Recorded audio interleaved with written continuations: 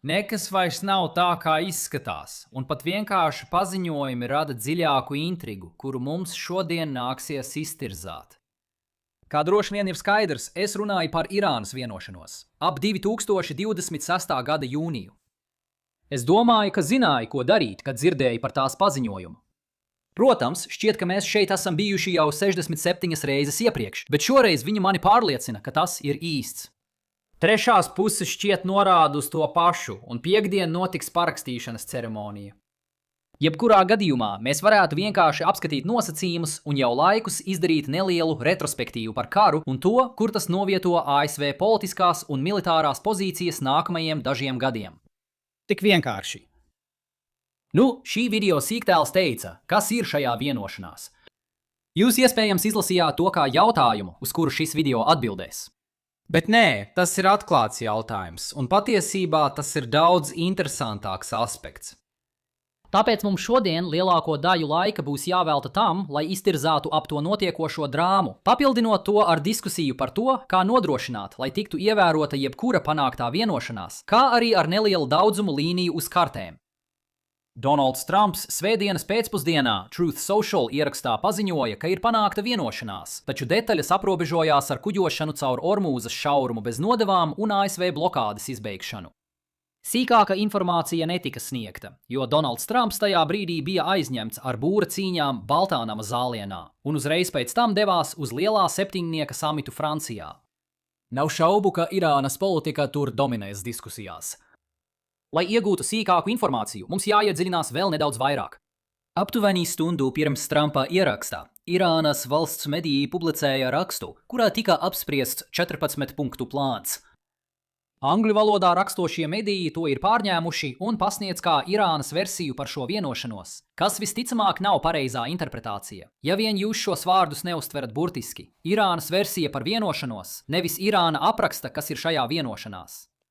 Tas izklausās kā tipisks publikācijas piemērs no pēdējiem, 2 mēnešiem. Daudz runa par to, ko vēlas Irāna, bet nav apgalvojuma, ka šī būtu faktiskā vienošanās, par kuru puses ir vienojušās. Lai šis kalpo kā vispārējs atgādinājums. Ikreiz, kad sociālajos tīklos redzat ziņu, kurā apgalvo, ka avots X ir teicis Z, bet nav saites uz avotu X, jums vajadzētu pašam sameklēt oriģinālo rakstu un pārliecināties, ka viņi tiešām ir teikuši Z. Es šo soli esmu veicis jūsu vietā, un, lai ko tas būtu vērts, šeit ir galvenie punkti no Irānas mēdīju avota. Pirmais punkts. Irāna un Omāna ir tiesīgas iekasēt maksu apmaiņā pret, citēju, drošības, navigācijas un apsardzes pakalpojumu sniegšanu šaurumā, un tas, citēju, paliks nemainīgs arī pēc jebkādas turpmākas vienošanās. Ņemiet vērā, ka tas jau ir pretrunā ar ASV versiju par šo vienošanos, kas būtu jāuztver kā brīdinājuma signāls. Otrais punkts. Karš tiks izbeigts visās frontēs, tostarp starp Izraēlu un Libānu, un Amerikas Savienotās valstis garantēs, ka Izraēla ievēros šo vienošanos. Izraēla jau ir atteikusies no tā, tāpēc veiksmi ar to, lai kaut kas no tā paliktu spēkā. Kā jūs iespējams jau esat pamanījuši, ņemot vērā to, cik ļoti tas ir izkropļojis ASV politisko vidi, Baltajam namam ir būtiski sviras mehānismi, kurus tas var izmantot, lai piespiestu Izraēlu izbeigt karu Libānā. Visnozīmīgākais no tiem ir ASV militārās palīdzības atsaukšana.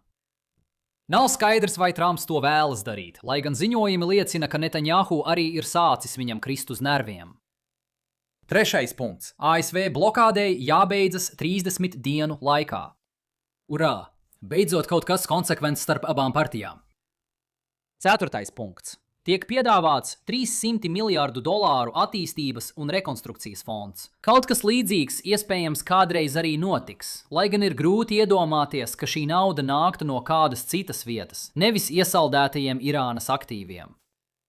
Būtībā tas nozīmētu, ka tiktu atbrīvota Irānas nauda, kas citādi ir iestrēgusi kādā kontā rietumvalstīs. Ja tas ir taisnība, Irāna noteikti to raksturos kā reparāciju maksājumus. Bet, manuprāt, saprast, no kurienes tieši šī nauda nāk, ir svarīga stāsta daļa. Aprakstot iesaldēto līdzekļu vispārējo atbrīvošanu, Irānas valsts mediji arī norāda, ka Irāna uzskata to par vienu no svarīgākajiem pirmās fāzes sasniegumiem un joprojām ir apņēmusies to nodrošināt. Ļaujiet man uzsvērt šo citāta beigu punktu. Joprojām ir apņēmusies to nodrošināt. Tas nozīmē, ka šī nav vienošanās, kas jau ir spēkā, bet sarunas joprojām turpinās. Tāpēc vēlreiz attiecieties pret to atbilstoši. Punkts 5. Savienotās valstis ir apņēmušās atcelt primārās sankcijas pret Irānu. Labi, tas skaidri parāda, ka tā sauktajai Irānas versijai par vienošanos nav nekādas izpratnes par politisko realitāti Vašingtonā. Tas mani vēl vairāk padara skeptisku par to, ka Irānas kopsavilkums par vienošanos ir precīzs, un ka tas nav vienkārši Irānas politikas veidotājs, kurš cenšas un arī izdodas piesaistīt virsrakstus. Viena no lietām, par ko Irāna sūdzējās saistībā ar kopējo visaptverošo rīcības plānu 2015. gadā, bija tā, ka darījums noveda tikai pie tā, ka Obama izdeva pagaidu sankcijas – atbrīvojumi. Un konkrēti atbrīvojumi no sekundārajām sankcijām, kas bija vērstas pret Irānas produktu pircējiem. Irāna apgalvo, ka primārās sankcijas tiks atceltas, tas nozīmē sankcijas pašai Irānai. Un tas arī liecina, ka sankcijas tiks pilnībā atceltas, nevis tikai uz laiku atvieglotas ar sankciju atbrīvojumu. Tagad jūs varētu brīnīties, kā sankcijas vispār var tikt atceltas. Īstermiņā tas iespējams tikai ar Kongresa pieņemtu likumu. Savukārt jūs varētu brīnīties, ko Kongress domā par šo jautājumu. Man prieks, ka jūs pajautājāt. 2016. gada decembrī Kongress pagarināja Irānas sankciju likumu uz 10 gadiem ar 419 pret 1 balsi pārstāvju palātā un 99 pret 0 balsīm senātā. Obamas atstāja to uz sava galda 10 dienas neveicot nekādas darbības, ļaujot likumam stāties spēkā bez nepieciešamības Kongresam tērēt laiku, formāli pārvarot prezidenta veto. Es par šo visu sankciju jautājumu vēlreiz runāšu pēc brīža, bet Trumps nevar apsolīt to, ko Irāna saka, ka ir uz galda. Tā ir niansēta lieta, kas paslīdēs garām sabiedrības viedoklim, kas atkal liek man domāt, ka šis raksts ir Irānas mēģinājums ietekmēt informācijas telpu, nevis precīzs ziņojums par to, kas notiek ar sarunām. 6. punkts. Turpmākās sarunas par Irānas kodolprogrammu ir ierobežotas ar augsti bagātinātu urānu. Vai vismaz tā ir pirmā lieta, kas tur teikts? Pāris rindkopas vēlāk tur arī teikts, ka Irāna apņemas neizgatavot kodolieročus. Kontrole pār augsti bagātinātu urānu it kā nozīmētu arī otro punktu, bet manuprāt, tas ir vērts pieminēt. Joprojām jāatrisina ir jautājums, ko darīt ar Irānas 60% bagātinātā urāna krājumiem, par kuriem Irānas mēdī ziņo, ka lēmums tiks pieņemts, citēju, pēc Teherānas ierosinātas formulas. Ja šīs teikums jums nešķita saprotams, jautājums ir jāatrisina, bet Teherāna pati izlem, ko vēlas darīt, tad jūs neesat vienīgais. Jebkurā gadījumā viss šīs turpmāko sarunu ietvars nozīmē, ka mums pašiem vajadzētu pārtraukt runāt par to kā par vienošanos un tā vietā pārorientēt sarunu uz nākotnes sarunām.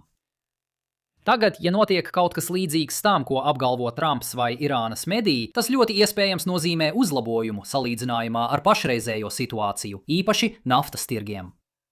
Nav šaubu, ka patērētāji visā pasaulē novērtēs brīvāku naftas plūsmu. Taču tas diez vai ir darījums tādā nozīmē, kādā tas ticis reklamēts. Pat Irānas mediji norādīja, ka sankciju atvieglojumi iepriekšējā punktā ir atkarīgi no vienošanās panākšanas šeit. Tad lai veicas ar to. 7. punkts. Savienotās valstis 30 dienu laikā izdestīs savus spēkus no teritorijām, kas atrodas pie Irānas robežām. Šis punkts ir pietiekami neskaidrs, lai tam nebūtu nekādas reālas nozīmes. Vai Savienotās valstis izvestīs daļu savu jūras spēku no reģiona? Protams, tie tur tika izvietoti kara vajadzībām. Kad konflikts būs norimis, nav iemesla visiem palikt, un es domāju, ka valsts sekretārs uzskata, ka Kuba šajā gada laikā ir patīkama. Bet Savienotajām valstīm ir absurdi liela militārā infrastruktūra un bāzes visā reģionā. Nav nekādu izredzu, ka Baltais nams likvidēs savas spējas izvērst militāro spēku šajā reģionā. Tātad es pieņemu, ka ASV spēku izvešana no teritorijām ap Irānu 30 dienu laikā varētu būt tehniski pareiza, taču tas ir pietiekami neskaidri, lai ļautu Irānai to pasniegt kā lielu uzvaru, lai gan patiesībā mēs vienkārši atgriežamies pie iepriekšējā status quo. Un tas tev dod 7 punktus. Es nezinu, kā tā sauktais 14 punktu plāns sadala tos vēl sīkāk, vai ir vēl kādi noteikumi, kas nav minēti. Piemēram, tie, kas būtu mazāk labvēlīgi Irānai. Bet, apkopojot zināmos šī it kā panāktā izlīguma noteikumus, ir milzums mediju diskusiju, kas visticamāk galu galā būs veltīgas. Vai bija veids, kā atrisināt šo problēmu? Jā, Baltais nams varēja publiskot savas 14 punktu versijas kopsavilkumu, pat ja tā nebūtu precīza kopija tam, kas tiks parakstīts piektdien. Taču uzmanības novēršana ar būra cīņām un tad gaidāmā galvenā cīņa Francijā nozīmē, ka mēs nesaņemam neko, un mums atliek tikai vārīties savā sulā. Tomēr ir vispārīgs jautājums, ko vēlos uzsvērt par vienošanās izpildāmību starp abām pusēm. Atsevišķs mēdīju stāsts, kas jau mēnešiem ilgi turpinās, ir par to, ka ir noslēpums, kā panākt, lai abas puses noslēgtu vienošanos, kuru tās ilgtermiņā arī faktiski ievēros. No Irānas puses pastāv bažas, ka Trumps kādu dienu varētu izlemt, ka viņš vēlas citu vienošanos. No ASV puses pastāv bažas, ka Teherāna kādu dienu vienkārši sāks būvēt kodolieročus. Ļaujiet man būt pēc iespējas tiešākam par šo. Tas nav nekāds noslēpums. Šī ir atrisināta problēma. Ir apkaunojoši, ka valdošā diskusija to uztver citādi. Mēs galu galā velti tērējam vēl neiedomājami daudz laika, debatējot par nepareizām lietām. No Irānas puses uzmini kas? Starptautiskajās attiecībās no ārpuses neviens nenodrošina tādu darījumu izpildi, kuros iesaistītas reģionālās vai lielvaras. Tā tas ir bijis burtiski simtiem gadu, un tomēr lielākā daļa vienošanos darbojas. Un iemesls ir tāds, ka atteikšanās no vienošanās noved puses atpakaļ pie kara, un karš ir dārgs. Tātad, ja vēlaties, lai darījums būtu pašizpildošs, izveidojiet vienošanos, kas atbilst tam, ko abas puses sagaida iegūt no kara. Tad abas puses vēlēsies ievērot vienošanos, lai neatgrieztos pie cīņas, kas viņām dod aptuveni to pašu, bet arī uzliek ievērojamas izmaksas abām pusēm. Labi, tā bija teorija. Kā Irāna to panāk praksē? Steidzama ziņas. Tā ir Ormūzas šaurums. Spēja slēgt Ormūzas šaurumu dod Irānai ietekmi. Protams, šī Baltā nama administrācija, nākamā Baltā nama administrācija vai vēl nākamā Baltā nama administrācija varētu atkāpties no vienošanās. Bet tad šaurums atkal tiek slēgts, un mēs atgriežamies tur, kur esam tagad. Tas nav nekas labs Amerikas Savienotajām valstīm. Tas ir arī iemesls, kāpēc, neskatoties uz milzīgu diskusiju apjomu pretējo virzienā, ir tik grūti noticēt, ka jebkurš ilgtspējīgs darījums novedīs pie tā, ka Irāna turpinās izspiest kuģus, kas mēģina šķērsot Hormuza šaurumu. Es saprotu, kāpēc Teherāna to vēlas darīt. Potenciāli ir apdraudēta liela naudas summa. Taču tas ir arī ārkārtīgi neefektīvs iznākums, un Amerikas Savienotās valstis uzskata, ka tas ir sliktāks nekā tas, ko varētu radīt karš. Savukārt Irāna šķiet vēlas gan saglabāt savas priekšrocības, gan tās izmantot. Tas nav iespējams. Vai nu atveriet Hormūza šaurumu, vai arī jums būs vienošanās, kuras ievērošanu nevar nodrošināt. Jūsu izvēle. No ASV puses. Uzmini nu? Darījumi, kuru mērķis ir apturēt ieroču programmas, prasa zināmas piekāpšanās potenciālajam izstrādātājam. Nesen es par to plaši runāju lekcijā savā ievadu kursā starptautiskajās attiecībās, tāpēc nevēlos atkārtot teoriju. Bet tā ir pamatideja. Ja jūs nevēlaties, lai kāds kaut ko dara, tad palīdz dot viņiem kaut ko tādu, ko viņi vēlas apmaiņā. Praksē šeit tas visticamāk nozīmētu sankciju atvieglošanu. Un tas savukārt raisa jautājumus par kongresa vēlmi tam piekrist. Pašreizējās Irānas sankciju versijas termiņš beidzas gada beigās. Tādējādi plaša sankciju atcelšana nav tik vienkārša kā nepieciešamo likumdevēju atbalsta iegūšana vēl vienam pagarinājumam. Ja mēs domājam, ka Trumps vēlētos aizsargāt savu vienošanos un tāpēc uzliktu veto jebkam pretējam, kas nonāktu uz viņa galda, mums būtu nepieciešams pārliecinošs vairākums pārstāvju palātā un senātā, lai šo veto pārvarētu. Balsojumi ar rezultātu 419-1 un 99-0 pirms 10 gadiem liecina, ka šādi pārliecinoši vairākumi pastāv. Demokrāti iespējams nebūs noskaņoti atbalstīt Trumpa politiku, jo Irāna prezidentam ir politiski neizdevīgs jautājums. Republikāņi tradicionāli ir bijuši stingrāki pret Irānu, tāpēc viņi varētu vēlēties nostāties pret prezidentu arī cita iemesla dēļ.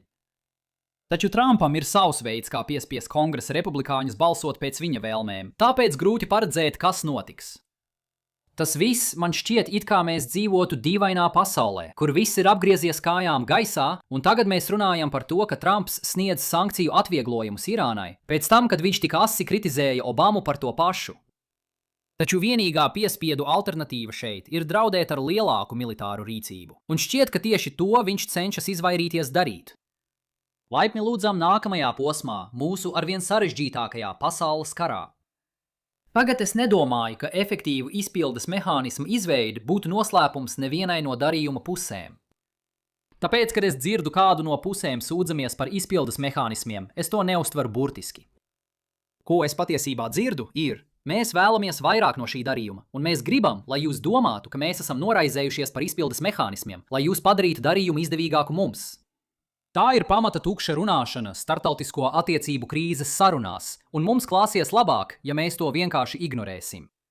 Bet es pieņemu, ka mums nāksies gaidīt nākamās 60 dienas, lai redzētu, vai būs iespējams atrast tiltu, kas varētu pārvarēt plaisu starp viņiem. Tātad, kādi ir mūsu galvenie secinājumi šodienai? Trumps apgalvo, ka mums ir vienošanās ar Irānu, kas šķiet nav nekas vairāk kā pašreizējā pamiera pagarinājums ar daļēju vai pilnīgu ierobežojumu atcelšanu Hormuza šaurumā. Mēs vēl nezinām precīzas vienošanās detaļas, un jums jābūt ārkārtīgi piesardzīgiem, kad redzat analīzi par to, kas tiek uzskatīts par Irānas nopludināto vienošanās versiju. Visbeidzot, izstrādāt izpildāmus līgumus nav tik grūti, kā puses to pasniedz. Taču panākt, lai abas puses piekrīt, ka piedāvātā vienošanās ir labāka par turpmāku konfliktu, var nebūt viegli. Tikmēr jūsu nākamā izvēle varētu būt viegla. Tā ir tā ievada lekcija par ieroču kontroli, kuru es pieminēju iepriekš. Noklikšķiniet šeit, lai to apskatītu. Un ja jums patika šodienas video, lūdzu atzīmējiet ar patīk, dalieties un abonējiet, un tiksimies rīt. Uz redzēšanos!